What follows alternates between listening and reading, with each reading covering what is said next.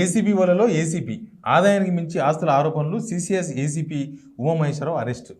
తెలంగాణలో 11 చోట్ల ఏపీలోని 3 ప్రాంతాల్లో ఏసీపీ ఆయన బంధువుల ఇళ్లపై ఏకకాలంలో సోదాలు. 37.5 లక్షల నగదు, 60 తులాల బంగారం సీజ్. 2 తెలుగు రాష్ట్రాల్లో విలువైన ఆస్తులున్నట్టు గుర్తింపు. 17 డాక్యుమెంట్ల స్వాధీనం. విలువ 3,46,00,000, మార్కెట్ విలువ 25 కోట్లకు పైగానే అని అంచనా. విచారణ అనంతరం 7 కోట్లు ప్రవేశపెట్టే ఛాన్స్. 1500 కోట్ల సాహితీ ఇన్ఫ్రా మోసంలో విచారణ అధికారి. పోలీసులు కంచే చేను మేస్తే అంటారు కదా, అదే ఇది. 1500 కోట్ల సాహితీ ఇన్ఫ్రా లక్షల డబ్బులు తీసుకొని మీకు ప్లాట్లు ఇస్తామని చెప్పి ముందే డబ్బులు తీసుకుంటారు. ప్రీ లాంచ్ ఆఫర్ అంటారు దాన్ని. మీకు 20% ఆఫ్ అంటారు. మన వాళ్ళు ఉరికిపోయి కడతారు. చాలామంది డబ్బులు కట్టినరు, లక్షలు కడితే ఆ సాహితీ ఇన్ఫ్రా వాళ్ళు ఎత్తేసినారు. సాహితీ ఇన్ఫ్రా వాళ్ళు ఎత్తేస్తే దాని మీద విచారణ చేసినట్ట. విచారణ చేస్తే ఆ విచారణ ఆఫీసరు ఇన్ని అక్రమాస్తులు సంపాదించాడు. ఇంకా బాధితులకు న్యాయం ఏడ జరుగుతుంది? పోలీస్ డిపార్ట్మెంట్ మీద ఇంకా నమ్మకం ఎట్లా కుదురుతుంది?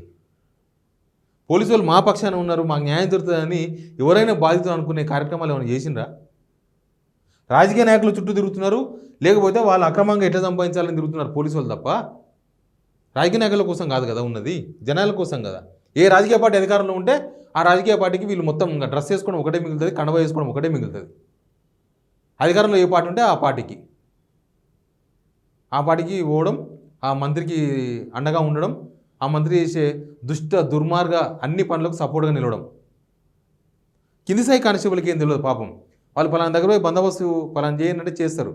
కానిస్టేబుల్స్కి, హెడ్ కానిస్టేబుల్స్కి, కొంతవరకు ఎస్ఐలు కూడా కొంత బెటర్. కానిస్టేబుల్ హెడ్ కానిస్టేబుల్ ఎస్ఐలతో పోల్చలేం.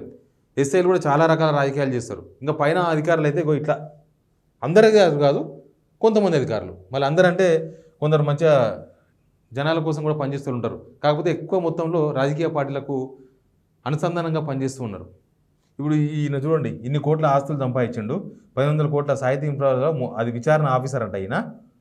ఇవి చూడండి, 25 కోట్లకు పైగానే ఉంటాయంట. 17 డాక్యుమెంట్ స్వాధీనం అంట. ఇంతమా? కేసు వచ్చిందంటే కాసులు పడాల్సిందే, లేదంటే బూత్ పురాణం.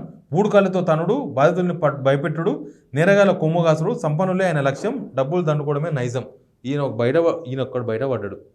ఇట్లాంటి తిమింగలాలు పోలీస్ డిపార్ట్మెంట్లో ఎంతమంది ఉన్నారో ఎన్నున్నావో తిమింగలాలు. ఏసీబీ వాళ్ళకు పెద్ద అవినీతి తిమింగలం చిక్కింది. ఆదాయానికి మించి ఆస్తులు కూడబెట్టారనే ఆరోపణల నేపథ్యంలో హైదరాబాద్ కమిషనరేట్ సిసిఎస్లో ఏసీపీ టీం 3గా పనిచేసిన ఉమామహేశ్వరరావు ఇంటిపై ఏసీబీ అధికారులు మంగళవారం దాడులు నిర్వహించారు. అశోక్ నగర్లోని ఆయన ఇంటితో పాటు ఆయన సంబంధికుల ఇల్లు సహా తెలంగాణలో 11 చోట్ల, ఆంధ్రలో 3 చోట్ల కలిపి మొత్తం 14 చోట్ల ఏకకాలంలో సోదాలు నిర్వహించారు. మంగళవారం తెల్లవారుజామున 5:30 గంటలకు ప్రారంభమైన దాడులు ఎప్పటిదాకా జరిగినావు, ఎన్ని గంటలు జరిగినావు? అట్లా ఉన్నది కథ. పోలీసు వాళ్ళ కథ ఇది. ఇంకా ఎవరు నమ్మాలి?